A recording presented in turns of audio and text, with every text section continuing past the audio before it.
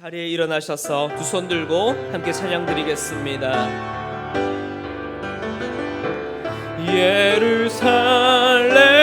예루살렘아 여호와를 찬송할지어다. 내 하나님을 감사함으로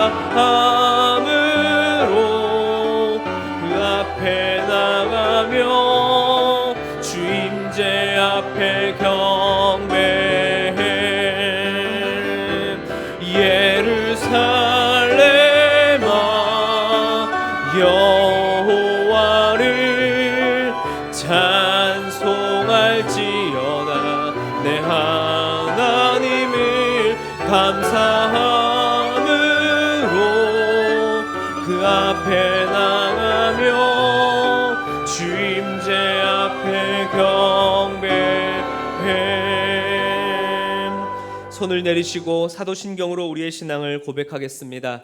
전능하사 천지를 만드신 하나님 아버지를 내가 믿사오며 그 외아들 우리 주 예수 그리스도를 믿사오니 이는 성령으로 잉태하사 동정녀 마리아에게 나시고 본디오 빌라도에게 고난을 받으사 십자가에 못 박혀 죽으시고 장사한 지 사흘 만에 죽은 자 가운데서 다시 살아나시며 하늘에 오르사 전능하신 하나님 우편에 앉아 계시다가 저리로서 산 자와 죽은 자를 심판하러 오시리라.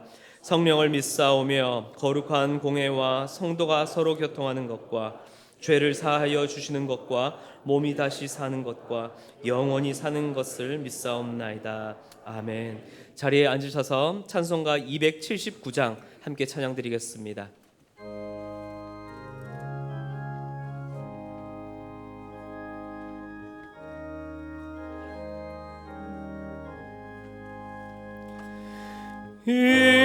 인내하신 그새 주여 내가 비오니 죄인 오라실 때에 날 부르소서. 주여 주여 내가 비오니 죄인 오라 하실 때에 날 부르소서.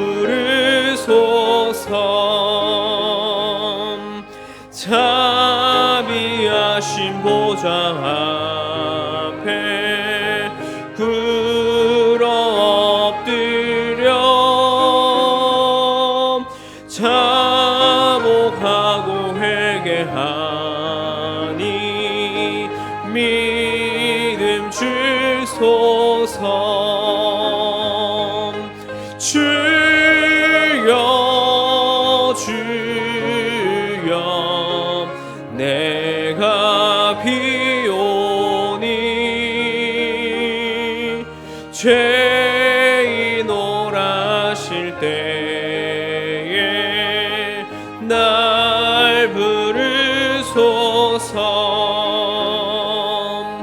주의 공로 의지하여 내게 가오니 상한 마음을 고치시고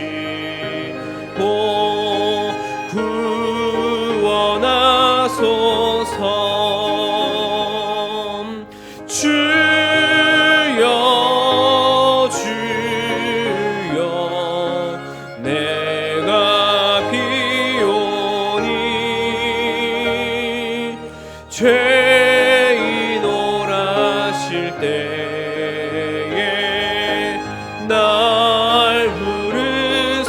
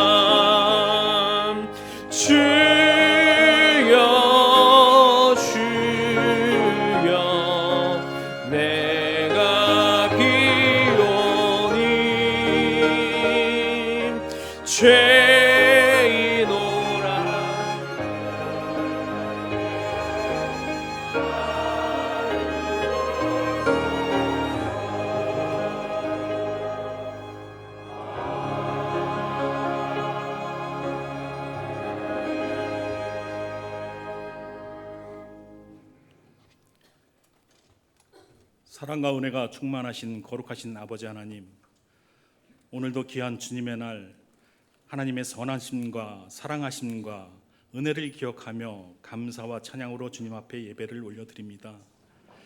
아버지 하나님, 주님의 자녀로 택함받은 저희들, 주님의 사랑과 은혜로 살아가면서도 주님의 정의에 바로 서지 못하고 세상 잣대에 얽매여서 살아가는 저희들의 어리석인 면을 무수히 보게 됩니다. 이 우매한 저희들의 삶을 용서하여 주시고 주의 보혈로 정결케 하여 주옵소서. 이 시간 또한 육신의 질병과 마음의 질고로 고통받는 주의 백성을 불쌍히 여겨주시고 치유받고 위로받으며 하나님을 경험하는 귀한 예배가 되게 하여 주옵소서. 사랑의 주님, 우리가 세상 살아가면서 사단 마귀의 유혹을 이기는 힘은 기도와 말씀인 것을 믿습니다. 늘 기도로 주님과 소통하며 말씀을 읽고 귀로 듣는 가운데 지혜를 주시고 깨닫게 하여 주시고 마음에 새겨 순종함으로 승리하는 삶 살게 하여 주옵소서. 온전히 주님의 사랑과 은혜 안에 항상 바로 서게 하시고 주님의 거룩한 자녀로 구별된 삶 살게 하여 주옵소서. 어렵고 힘들 때 우리의 피난처가 되어주사 품어주시고 힘이 되어주셔서 다시 일어서게 하시는 주님 감사합니다. 말씀대로 이루시는 하나님을 바라보며 말씀 앞에 순종하는 겸손한 믿음을 갖게 하여 주시고 주님의 마음으로 사역하는 동역자들이 많이 세워지게 하여 주옵소서. 공동체 안에서 진행되는 모든 사역 위에 우리 하나님 함께하여 주시옵시고 여러 섬김의 자리에서 섬기시는 모든 주의 동역자들을 축복하여 주옵소서. 특별히 담임 목사님을 비롯한 모든 교육자들이 피곤치 않게 하여 주시고 성령 안에서 귀한 공동체를 이끌어 가실 때 주님 영광만 나타나게 하여 주옵소서. 이 시간 담임 목사님 말씀을 증거하십니다. 성령의 두루마기로 감싸 주시어서 말씀이 되게 하시며 모두가 은혜가 되는 능력의 말씀이 되게 하여 주옵소서. 언제나 사랑과 은혜로 인도하여 주시는 예수님 이름으로 기도드립니다. 아멘.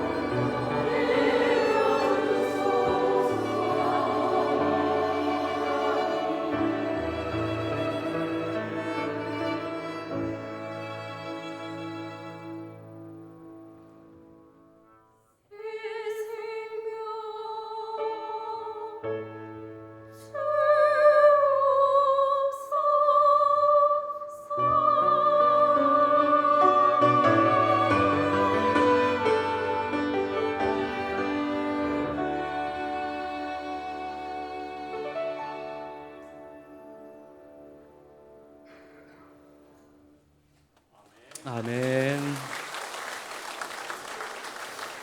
드린 예물을 위해 기도하겠습니다. 사랑과 은혜가 풍성하신 주님 감사를 드립니다. 죄와 사망 가운데에 죽을 수밖에 없던 우리의 심령을 구원하여 주시고 영원한 하나님 나라의 그 소망을 우리에게 주심에 감사를 드립니다.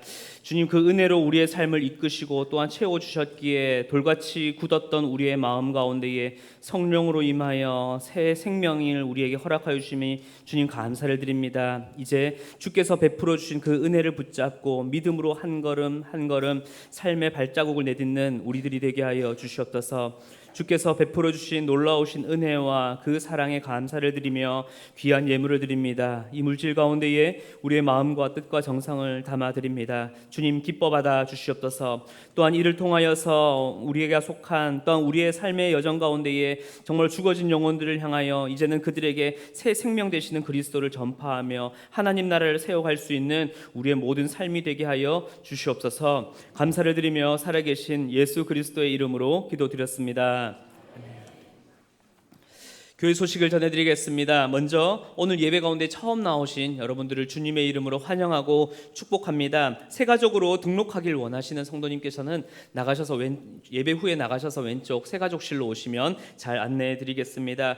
재정부에서 연말 정산 처리를 위한 헌금에 대한 부분을 공지드립니다. 자세한 내용은 주보를 참고해 주시고요. 특별히 개인 전용 헌금 봉투를 사용 시에는 꼭 헌금한 봉투를 제작하셔서 번호표를 받으시면 되겠습니다. 그리고 일반 헌금 봉투를 사용 시에는 본인의 성함에 A인지 B인지 동명이인일 경우에는 꼭 확인을 하셔서 기입해 주시면 감사를 드리겠습니다. 온라인 헌금 시도 동일하게 이름을 확인하셔서 기입해 주시면 착오가 없겠습니다. 2025년 여름 국내 단기 선교가 6월 22일부터 21일 2일간 비봉 가스펠 센터 처치에서 있습니다. 우리 가스펠 센터 처치의 건축 마무리와 또 전도와 예배를 위한 귀한 사역인데요. 함께 동참해 주시면 감사를 드리겠습니다.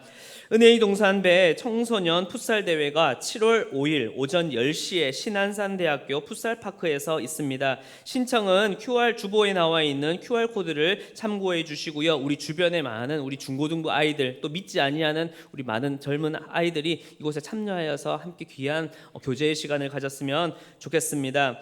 열린다락 남양 열린산악회가 오늘 오후 3시에 첫 모임을 갖습니다. 장소는 늘 푸른 교실입니다. 또 열린다락 피클볼 순원을 모집합니다. 6월 14일 토요일 오후 3시 쉐마을에서 첫 모임을 갖습니다. 임명입니다. 축복마을 남이다락 강향복 집사님을 부순장으로 임명합니다. 교인동정입니다. 향기마을 최형남 집사님, 김미리 집사님 부친상 당하셨습니다. 친환경 텃밭 경작 열린다락에서 다락을 또 소개하고 또 활동을 나누기 위해 수확물을 함께 나누고자 합니다. 그래서 비전홀 2층에서 나누는데요. 함께 또 나누시고 또 은혜도 함께 나누었으면 좋겠습니다. 그리고 다음 주간 동안 비전홀에서 소방 비상 통로 공사 작업이 있으니 이 점 참고해 주시면 감사드리겠습니다. 이번 주와 다음 주 식당 봉사는 세빈 마을입니다. 다음 주 청소 봉사는 예단 마을입니다. 이제 하나님의 말씀을 함께 찾도록 하겠습니다. 오늘 말씀은 시편 79편 1절부터 13절까지 말씀입니다. 구약성경 861쪽입니다. 시편 79편 1절부터 13절까지 말씀을 저와 교독하여 읽도록 하겠습니다. 하나님이여, 이방 나라들이 주의 기업의 땅에 들어와서 주의 성전을 더럽히고 예루살렘이 돌무더기가 되게 하였나이다. 그들이 주의 종들의 시체를 공중의 새에게 밥으로 주의 성도들의 육체를 땅의 짐승에게 주며 그들의 피를 예루살렘 사방에 물같이 흘렸으나 그들을 매장하는 자가 없었나이다. 희망거리가 되며 우리를 해산 자에게 조소와 소종거리가 되었나이다. 여호와여, 어느 때까지니까 영원히 노하시리이까? 주의 질투가 불붙듯 하시리이까? 민족들과 주의 이름을 부르지 아니하는 나라들에게 주의 노를 쏟으소서. 그들이 야곱을 삼키고 그의 거처를 황폐하게 함이니이다. 그들의 죄악을 기억하지 마시고 주의 긍휼로 우리를 속히 영접하소서. 우리가 매우 가련하게 되었나이다. 우리 구원의 하나님이여, 주의 이름이 영광스러운 행사를 위하여 우리를 도우시며 주의 이름을 증거하기 위하여 우리를 건지시며 우리 죄를 사하소서. 이방 나라들이 어찌하여 그들의 하나님이 어디 있느냐 말하나이까. 주의 종들이 피 흘림에 대한 복수를 우리 목전에서 이방 나라에게 보여주셔서 갇힌 자의 탄식을 주의 앞에 이르게 하시며 죽이기로 정해진 자도 주의 크신 능력을 따라 보존하소서. 주여, 우리 이웃이 주를 비방한 그 비방을 그들의 품에 7배나 함께 읽겠습니다. 우리는 주의 백성이요 주의 목장의 양이니 우리는 영원히 주께 감사하며 주의 영예를 대대에 전하리이다. 아멘. 이 시간 담임 목사님 나오셔서 폐허 위에서 드리는 기도라는 제목으로 말씀 전해 주시겠습니다.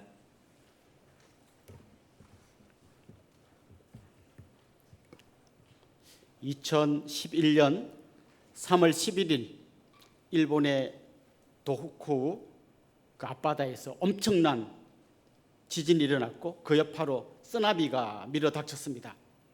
리터 규모 9라고 하는 상상치도 못할 엄청난 지진의 여파로 그 쓰나미가 몰려와서 주택 40만 채가 파손되고 선박이 약 2만 8천여 척이 큰 피해를 입고 많은 사람이 그 쓰나미에서 생명을 잃었습니다. 그리고 마침내 이 쓰나미가 그 후쿠시마 원전까지 덮쳐가지고 어마어마한 피해를 냈고 그 여파가 지금까지도 계속되고 있습니다.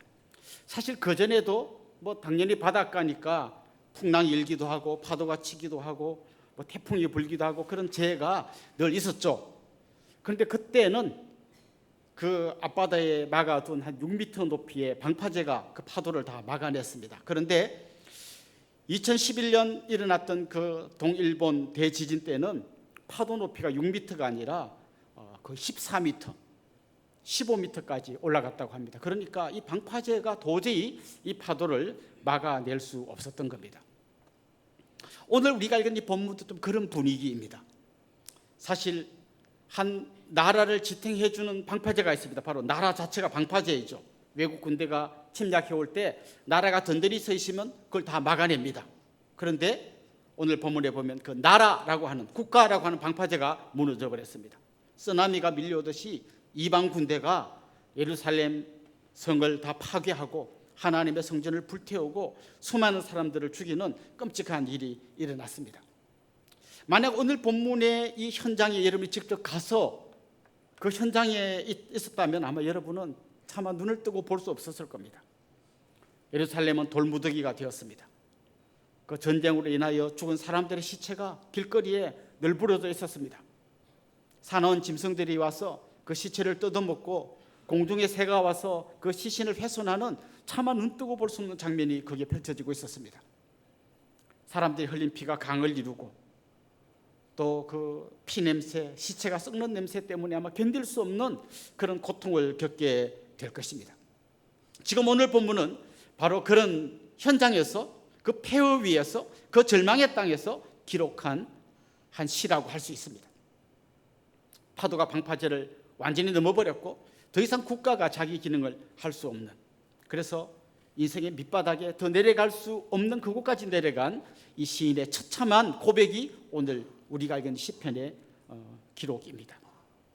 아마 여러분에게도 여러분 나름대로의 방파제가 있을 겁니다. 딱 버텨주고 있는 그것 때문에 내가 힘들지만 그래도 잘 버티고 살아갈 수 있는 거죠. 그런데 어느 날 너무나 큰 쓰나미가 밀려와서 이 방파제가 무너지거나 쓰나미가 방파제를 넘어버릴 때가 있습니다.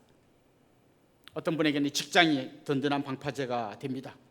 부자는 아니지만 직장에서 나는 월급으로 자녀들을 양육하고 가족들을 부양하고 나름대로 잘 살아갑니다. 그런데 어느 날 갑자기 직장에서 해고를 당합니다.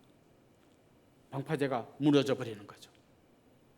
어린 자녀들은 부모님이라고 하는 그 방파제 안에서 안정된 삶을 살아갑니다. 그런데 어느 날 그 부모님이 돌아가십니다.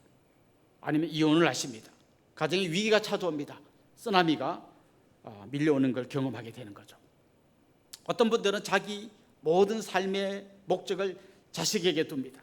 어떻게든 이 자식을 공부시켜가지고 앞으로 인생이 좀 피하게 해야 되겠다. 그런데 그 자식이 부모의 기대와 달리 영 이상한 길로 가버립니다.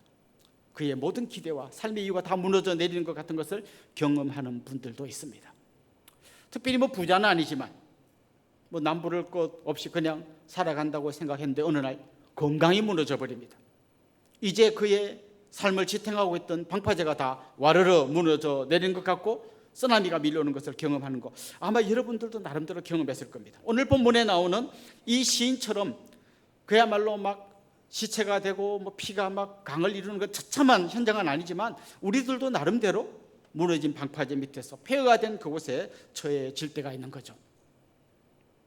자, 그런데 이 처참한 상황 속에서 이 시인이 뭘 하고 있는지 우리가 한번 주목해 볼 필요가 있습니다. 그는 바로 그 폐허 위에서 기도하고 있습니다.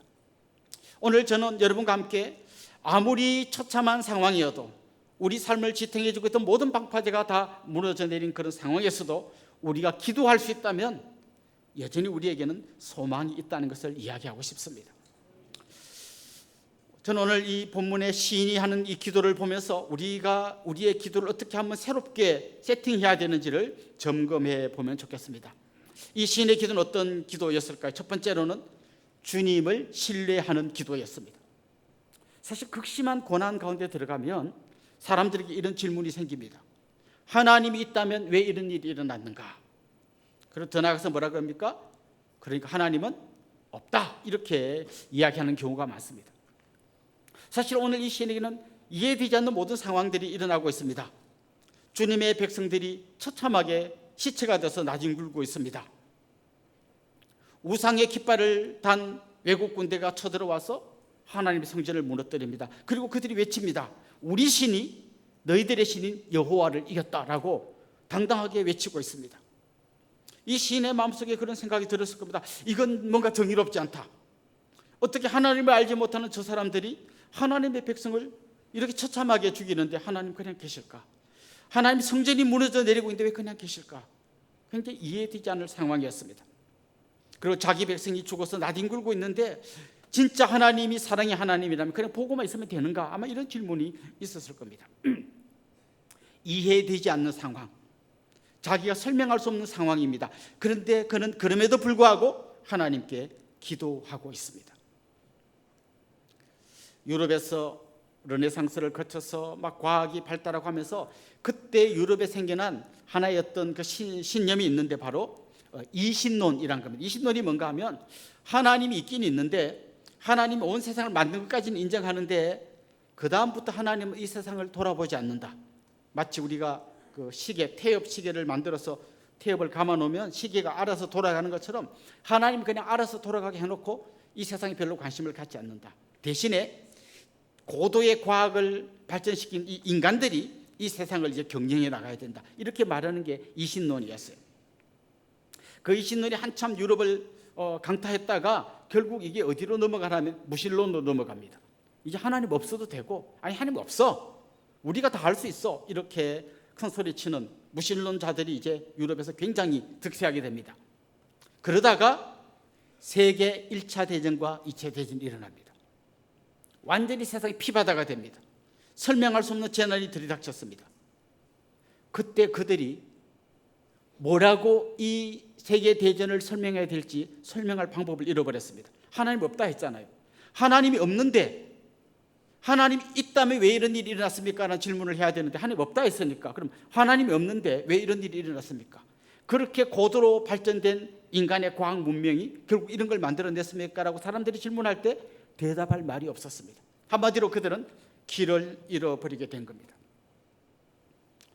그런데 오늘 이 본문의 시인은 완전히 무너진 가운데서도, 폐허가 된 가운데서도, 인생의 밑바닥에 떨어진 상황 가운데서도 하나님이 없다는 생각을 하지 않습니다.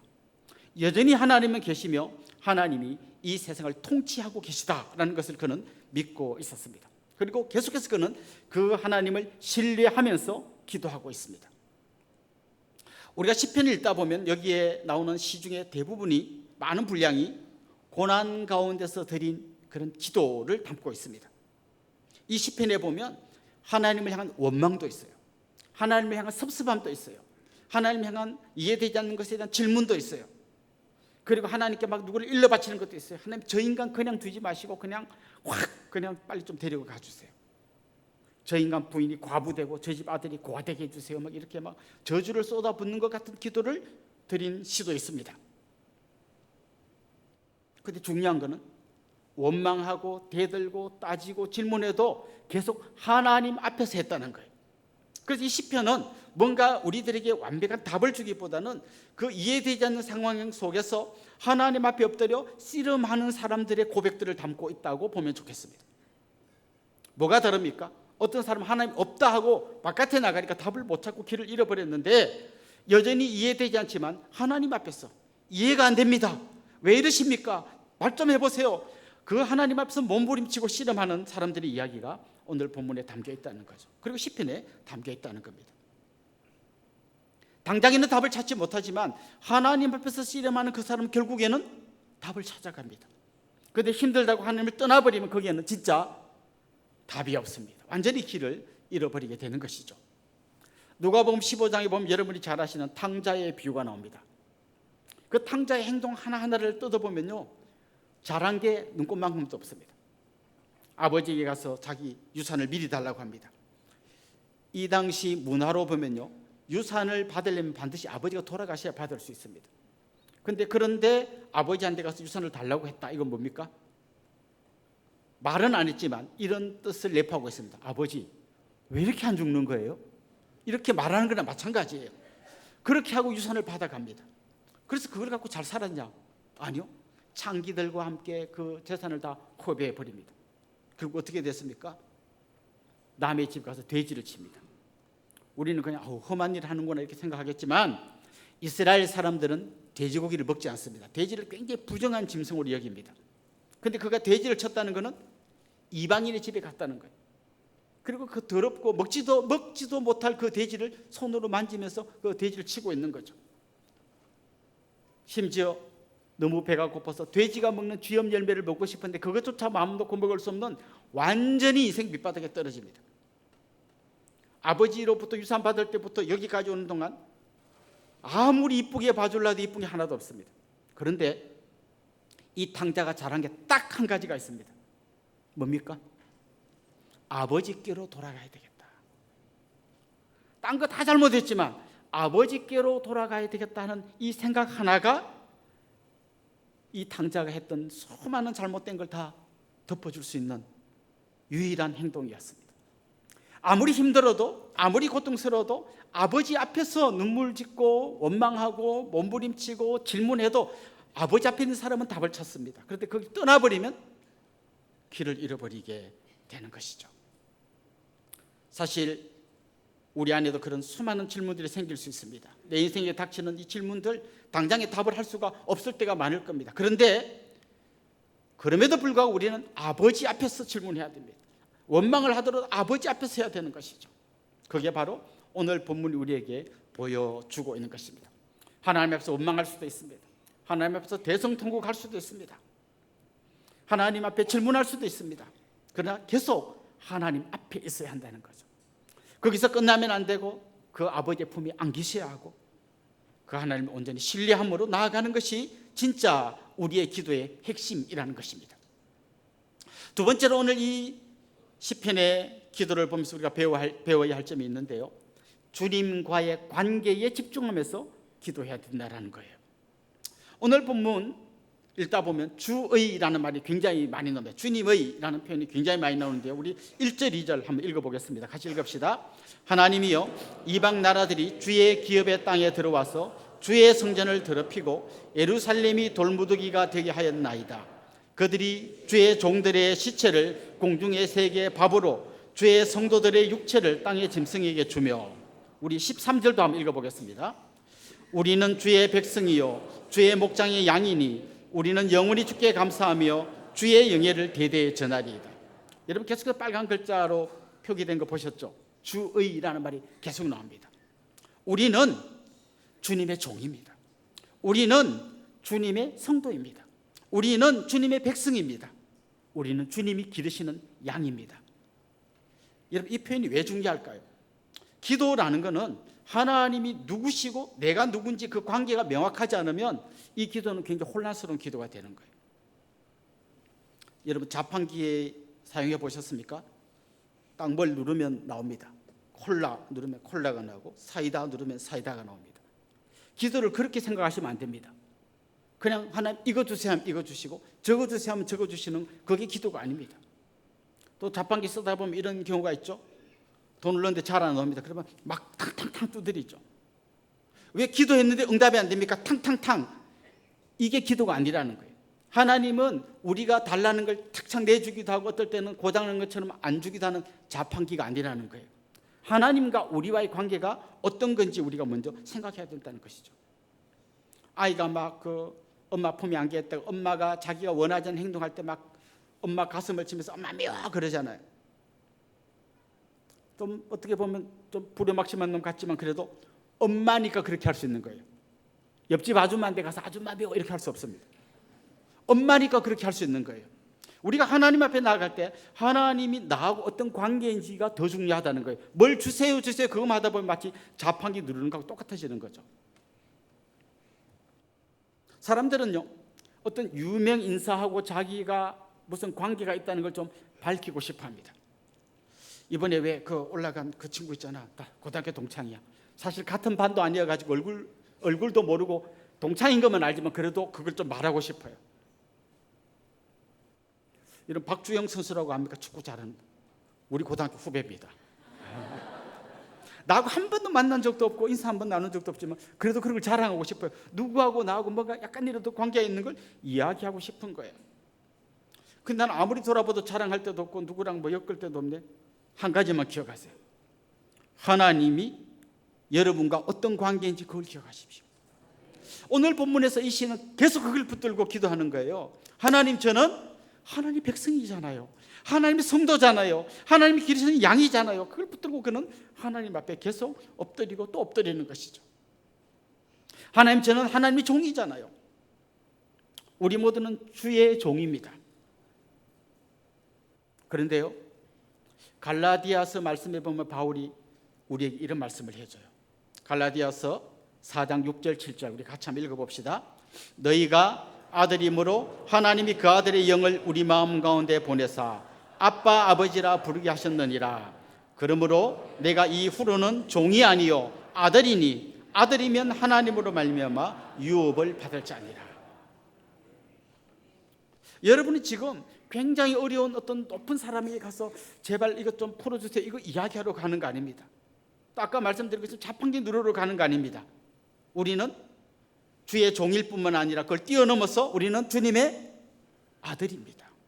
하나님 향하여 아바마마라 부르는 게 아니라 아빠라고 부르면서 달려갈 수 있는 그런 사람이 되었다는 겁니다. 하나님은 자기 아들인 예수 그리스도를 십자가에 내주시면서 그 아들과 우리를 맞바꾸셨습니다. 이 아들이 희생당하는 대신에 우리를 종이라고 부르는 것도 황송한 우리를 아들이라고 불러주시고 하나님의 품에 안아주셨습니다. 여러분 그 탕자 이야기 다시 돌아가면요, 탕자가 집에 돌아갈 때 이런 생각했잖아요. 아버지한테 가서 참 아들이라고는 못하겠고 저를 종으로라도 좀 써주세요. 아버지 집에서 종으로 써주시는 게 차라리 돼지시는 것보다 나을 거 아니에요. 그래서 저를 종으로 좀 써주세요 이렇게 하려고 갔는데 아버지는 그래 너 같은 놈 종이나 해라 그렇게 하지 않았어요.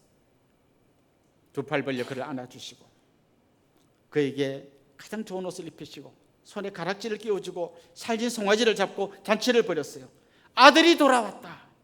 아들이 돌아왔다. 그 아들을 자기 품에 안아주셨습니다. 사실 온 우주를 창조하신 하나님 앞에서 우리는 먼지만도 못한 존재입니다. 온 우주의 해와 달과 별뿐만 아니라 수많은 천체를 움직이시는 그 아버지 앞에서 우리는 보이지도 않는 존재예요. 이런 우리가 그분의 종이라고 말하는 것도 황송한데 감히 그분의 아들이라고 그분의 딸이라고 이야기하는 것이죠. 그리고 자격 없는 우리가 하나님 앞에 나가서 기도할 때 아빠 제가 왔습니다 라고 이야기할 수 있다는 거죠. 우리 성도님들이 가끔 제게 어떤 부탁을 할 때가 있습니다.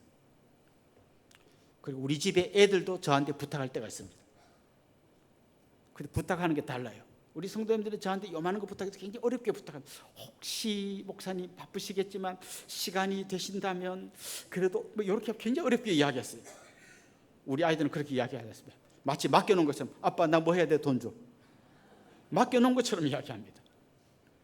왜요? 아들이니까 그렇게 할 수 있는 거예요. 우리가 하나님 앞에 나갈 때 내가 뭘 달라 하고 주나 안 주냐, 이 자판기가 고장났나 그걸 생각하는 게 아니라 내 기도를 들으시는 우리 하나님은 나의 아버지시다. 그 마음으로 우리가 나아가는 것이죠. 더 나아가서 그는 이렇게 말합니다. 나는 주님의 양입니다. 우리는 아무도 양을 안 키우기 때문에 이 이야기가 확 와닿진 않는데요. 차라리 우리 한국적 지금 문화에서는 나는 주님의 강아지입니다라고 하면 더 이해가 잘 될 것 같아요. 여러분, 강아지가 제일 행복한 비결은 뭔가 하면 주인 잘 만나면 돼요. 주인 잘 만나면 걸어 다니지 않습니다. 개모차 타고 다니고 요만큼 아프면 병원에 가가지고 막 수술해주고 뭐 온갖 이빨을 갈아주고 발톱을 멋주고 뭐 온갖 걸 다 해줍니다. 그런데 주인 잘못 만나면요, 복날 지나고 나면 안 보입니다. 이스라엘에서 양도 똑같은 거예요. 어떤 목자를 만나느냐에 따라서 양의 삶이 완전히 달라지는 거예요. 그냥 싹군 같은 목자가 자기를 키운다면 막 사나운 동물이면 다 지원서 도망가고 양은 다 잡혀줬고, 근데 하나님은 그런 분이 아니라는 거죠. 시편 23편에서 다윗이 뭐라고 고백했습니까? 하나님이 나의 목자이십니다. 푸른 초장으로 쉴만한 물가로 저를 인도해 주십니다. 내 영혼을 소생시켜 주시고 주의 지팡이와 막대기로 나를 안위하고 지켜주십니다. 사나운 짐승이면 막대기로 때려잡아 주시고 내가 길을 잃고 방황하면 지팡이로 나를 끌어서 안전한 길로 이끌어 가시는 분이십니다. 그렇게 그거 고백합니다. 그런 의미에서 우리는 주님의 양입니다. 요한복음 10장에 가보면 예수님이 그렇게 말씀하셨습니다. 나는 선한 목자다. 그런데 선한 목자가 어떻게 양을 돌보는지에 대해서 이렇게 말씀하십니다. 선한 목자는 양들의 이름을 각각 불러 인도하여 낸다. 저는 오늘 이 자리에 앉아 여러분 한 명 한 명의 사정을 다 알지 못합니다. 아주 어려운 분들, 기도 제목 올라오는 분들에서 기도하지만 한 사람 한 사람이 지금 무슨 고민했는지, 왜 지금 어젯밤에 잠 못 자고 지금 막 눈이 개슴츠레한지 저는 알지 못합니다. 그런데 주님은 여러분의 이름을 각각 불러 인도하여 내십니다. 왜냐하면 그분이 우리의 진짜 목자이시기 때문에 그렇습니다. 이것 때문에 힘들었구나. 눈물을 닦아주시고 우리 등을 두드려 주시고 우리를 안아주시는 그분이 우리의 목자이십니다. 요한복음 10장에서는 우리의 이름을 불러주실 뿐만 아니라 그 주님은 마침내 선한 목자는 양들을 위하여 목숨을 버리거니와. 선한 목자신 주님께서 양들을 위하여 목숨을 버리셨습니다. 다시 아까 우리 강아지로 돌아와서 한번 얘기해 볼까요? 좋은 주인은 강아지를 위하여 목숨을 버리거니와. 이런 주인은 없어요. 내가 강아지를 이뻐가지고 막 딸이라고 뽀뽀하는 사람 봤지만 강아지를 위해서 내 생명을 내놓겠다, 이런 분까지 아직 못 봤어요. 혹시 몸이 너무 허약해서 강아지를 먹으면 내가 건강해진다면 아마 먹을 사람이 있을지 모르지만 반대로는 절대로 안 합니다. 그런데 선한 목자이신 예수님은 양들을 위하여 목숨을 버리거니와. 그게 우리 주님이십니다. 그렇습니다. 오늘 이 시인은 뭘 주세요를 이야기하는 게 중요한 게 아니라 주님과 내가 어떤 관계인가에 집중해서 기도하고 있습니다. 저의 목자가 되시고 저의 주인이 되시고 저를 위한 왕이 되셔서 백성인 나를, 또 양인 나를, 성도인 나를, 주의 종인 나를, 더 나아가서 주님의 아들이고 딸인 나를 위해서 그 기도를 들으신 아버지에게 집중하면서 나아가고 있는 것입니다. 마지막으로 오늘 이 시편 저자의 기도 속에서 우리가 배워야 할 점이 있습니다. 이 시편 저자의 기도를 잘 보면 이 기도가 어디로 모여지는가 하면요, 주님의 이름으로 모여집니다. 그는 지금 당장 자기의 필요를 위해서 기도하는 것 같지만 이 모든 기도가 주님의 이름을 드러내고 주님의 이름이 영광스럽게 되고 주님의 이름을 온 세상에 전파하는 하나의 마지막 길이 되기 위해서 기도하고 있어요. 아까 말씀드린 대로 방파제가 무너지고 나라가 무너지고 외국 군대가 침략하고 사람들이 죽어서 길바닥에 나뒹구는 이 상황 속에서 그의 진짜 기도 제목을 말하는 100가지도 넘을 거예요. 당장 먹을 음식이 없습니다. 잠잘 집도 없습니다. 가족들이 뿔뿔이 헤어졌습니다. 저도 어디서 맞아가지고 이거 부러졌습니다. 막 할 얘기가 무지 많겠지만 그런 이 모든 기도를 어디로 집중시키는가 하면 이 기도를 들어주셔서 저를 긍휼히 여겨주시고 원수를 갚아주시고 다 해주셔서 마침내 주님의 이름이 드러나게 해주십시오. 마침내 주님이 영광을 받으시게 해주십시오. 그게 그가 기도를 집중하고 있다는 것입니다. 우리가 주님 가르치신 기도, 주기도문을 암송할 때 여러분 기억나십니까? 하늘에 계신 우리 아버지 부른 다음에 첫 번째 기도가 뭡니까? 이름이 거룩히 여김을 받으시오며. 우리의 기도가 단지 하나님 이거 주세요 저거 주세요가 아니라 이걸 통해서 하나님의 이름이 영광 받으시기 원합니다. 이게 우리의 기도가 되어야 한다는 것이죠. 여러분 다른 종교에도 기도가 있습니다. 불교에도 기도가 있고 뭐 무속신앙에도 기도가 있고 다 기도가 있습니다. 그럼 우리의 기도와 그들의 기도가 뭐가 다릅니까? 부처님하고 그걸 바꿔서 하나님으로 바꾸면 똑같은 기도가 됩니까? 그렇지 않습니다. 우리의 기도는 단지 내 욕심을 채우는 게 목적이 아니라 그걸 통해서 하나님의 이름이 드러날 때까지 가야 합니다. 그렇게 가려고 하다 보면 내 욕심과 내 야망이 내 기도 속에서 빠져나오게 되는 거예요. 그리고 정말 주님이 원하는 기도, 주님이 기뻐하시는 기도를 하게 되는 것이죠. 예수님께서 겟세마네 동산에서 마지막까지 몸부림치면서 기도했던 게 뭡니까? 하나님, 이 잔을 내게서 옮겨 주십시오. 하지만 내 뜻대로 마시고 아버지의 뜻대로 해주십시오. 그게 주님의 기도였고 그 과정을 통해서 마침내 주님이 우리 아버지께 모든 영광을 올려드리는 그 영광의 주인공이 되셨던 것이죠. 그리고 이 시는 기도합니다. 내가 이런 주님에게 기도하고 이 기도가 응답된 걸 통해서 주의 이름을 증가하게 해주십시오. 저는 여러분의 기도가 여러분의 간증으로 바뀔 수 있기를 간절히 소망합니다. 사실 우리는 기도할 때는 답답하니까 막 기도하지만 응답되면 이제 금방 잊어버려요. 놀라우리만큼 빨리 잊어버립니다. 애가 열이 펄펄 끓고 막 힘듭니다. 막 하나님께 막 기도합니다. 하나님 제발 살려주세요. 열이 떨어지겠어요. 열이 떨어졌어요. 그 다음에 가서 옆집 아줌마에게 간증을 합니다. 감기에는 역시 아스피린이 최고예요. 이렇게 간증을 합니다. 금방 까먹는 거예요. 막 아이가 대학 시험 앞두고 막 조마조마할 때 막 그때 막 하나님 어떻게든 막 붙여주시고 막 한 번이라도 눈이 지나간 거면 다 기억하게 해주시고 막 간절히 기도합니다. 그래 딱 합격하고 나면 또 옆집에 가서 이상한 간증을 해요. 우리 애가 공부는 안 했는데 머리는 엄마 닮아서 엄청 좋은 것 같다고 이렇게 간증을 합니다. 오늘 본문의 시는 이렇게 이야기해요. 하나님, 이 기도가 응답되어서 제가 주의 이름을 증가하게 해주십시오. 저는 여러분이 그렇게 하나님 앞에 나아가기를 간절히 소망합니다. 사랑하는 성도 여러분, 오늘 이 시인의 기도를 한번 바라보십시오. 그는 폐허가 된 절망의 상황 속에서도 끝까지 주님을 신뢰하면서 기도합니다. 그리고 주님의 관계에 집중해서 나의 아버지 그분께 기도합니다. 그리고 마침내 이 기도가 응답되어서 주님의 이름이 드러나기를 소망합니다. 이렇게 기도하고 있습니다.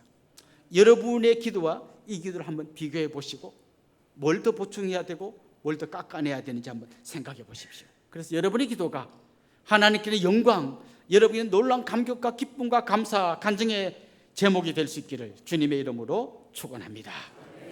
우리 같이 한번 찬양하고 기도하도록 하겠습니다. 아바 아버지 찬양 같이 하겠습니다.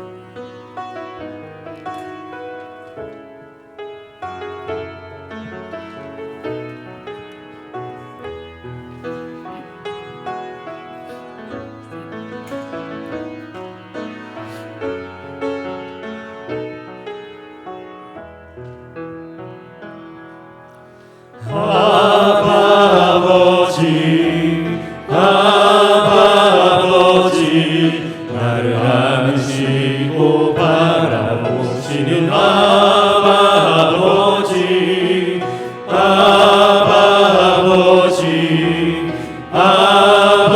아버지, 나를 도우시고 힘주시는 주는 내 마음을 고치시고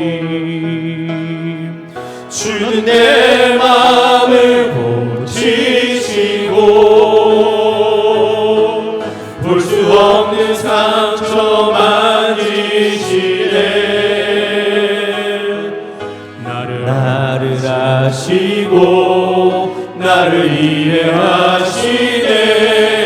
내 영혼 새롭게 세우시네. 아바 아버지, 아바 아버지,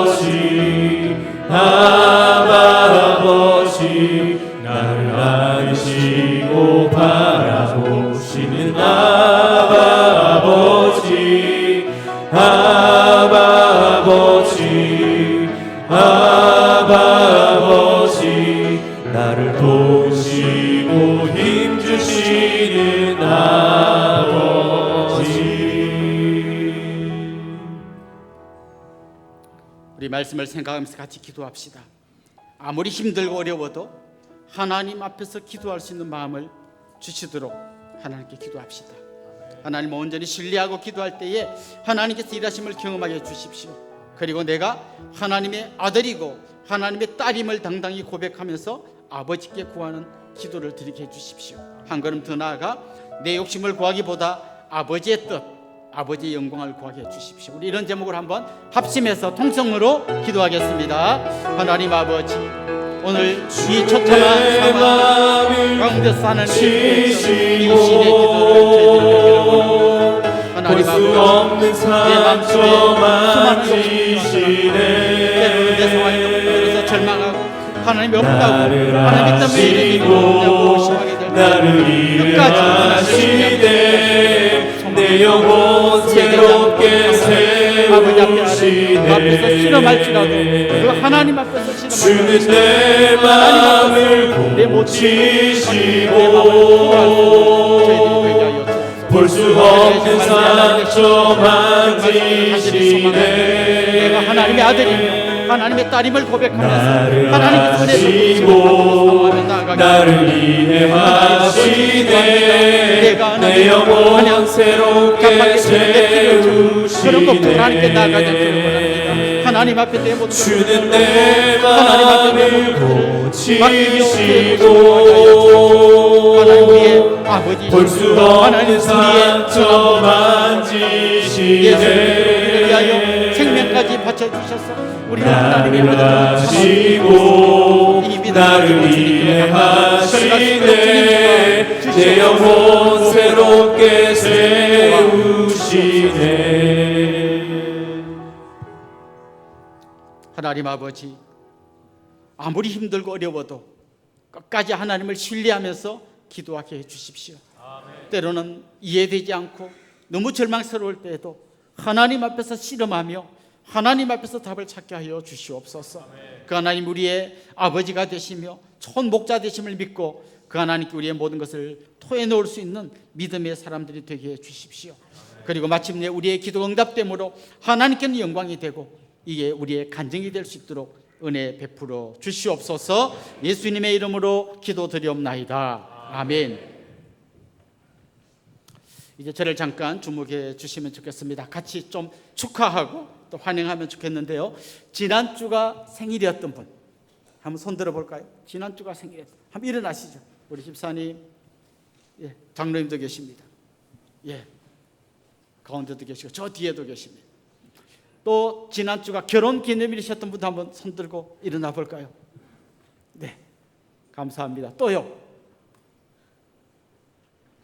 혹시 오늘 우리에게 처음 오신 분, 또 등록하기를 원하는 분, 이런 분도 한번 손 드시고 일어나시면 저희들이 같이 환영하면 좋겠습니다. 네, 우리 이분들 주님의 이름으로 환영하고 또 축복하도록 하겠습니다. 아주 먼 옛날.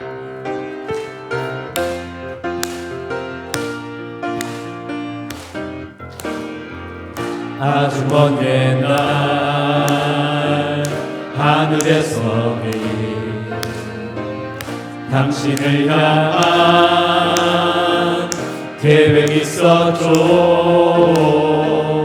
하나님께서 바라보시고 좋았더라고 말씀하셨네. 이 세상 그 무엇보다 귀하게 나의 손으로 창조하였노라.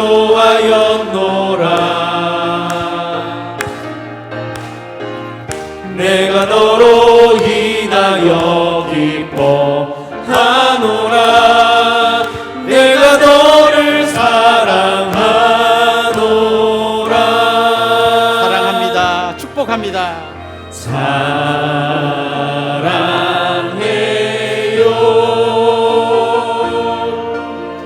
주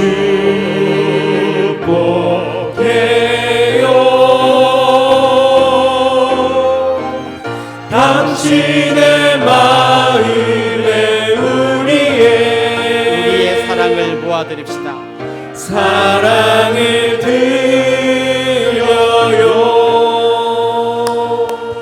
사랑합니다. 축복합니다. 우리 옆에 있는 분들, 앞뒤 분들에게 다 인사합시다. 주님의 이름으로 사랑하고 축복합니다. 이제 우리 자리에서 한번 다 일어나겠습니다. 우리는 움직이는 교회 주제 찬송 부르고 축도로 예배를 마치겠습니다. 우릴 택하여 빛으로 살게 하신 그해 놀라운 이끄심 따라 내가 일어섭니다.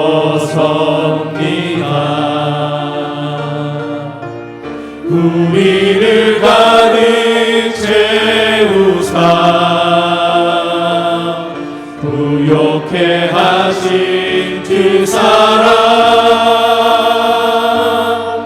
그 완전하신 열심으로 내가 나아갑니다.